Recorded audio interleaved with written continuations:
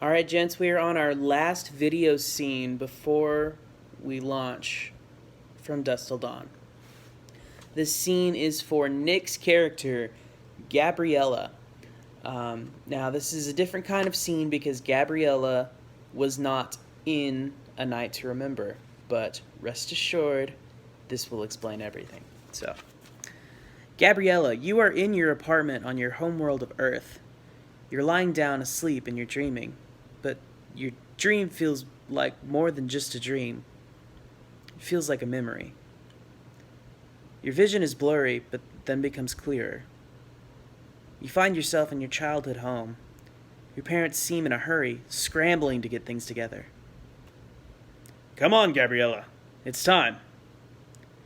Your father frantically shoves your bag in your hands, and the scene shifts.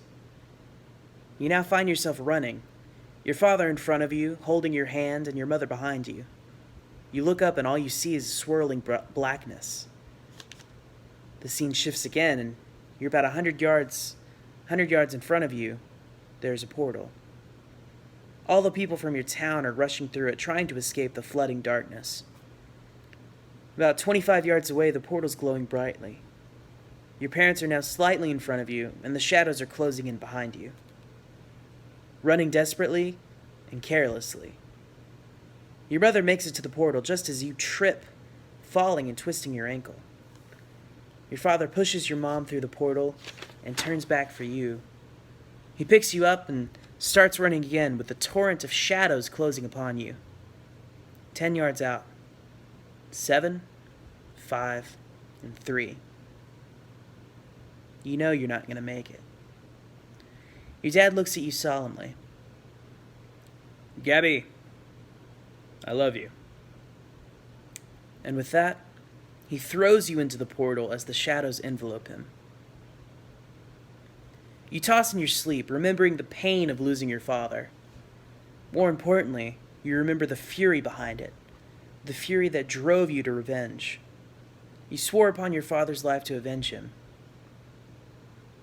And thus your search of knowledge started.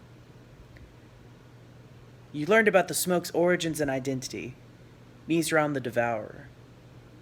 Once you learned what and who he was, the only thing left to search for was the way to kill him.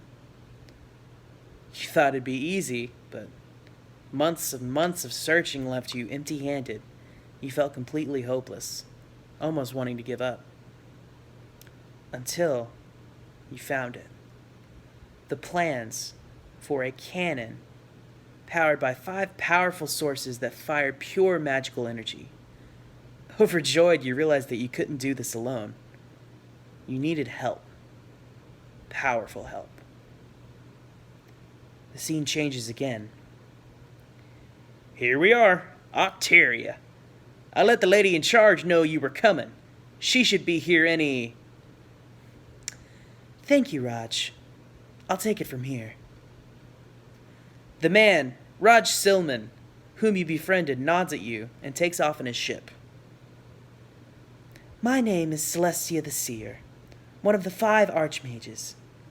Now, I understand you have something to give me. You hand her the plans. She gasps. This is it. This is the answer. This is what we've been searching for. I've got to get this to the others right away. All I can offer you here is sanctuary on Octaria. This is the only safe place in the universe, but I don't know how safe for long it's going to be. But I hope it'll do. And with that, she turns and sprints towards the capital. The scene shifts for the last time. You're on Octaria, and the ground is shaking. You look up and you see him, Nizram. You see people running towards the capital, trying to escape, hopeless as it is. Then the ground shakes again. You see a red light shoot out of the heart of Octarian night, forming a boundary around the capital. The ground shakes once more and you gasp. You see Octarian night literally being ripped out of the face of Octaria itself, rising into space. And then, all you see is shadowy blackness.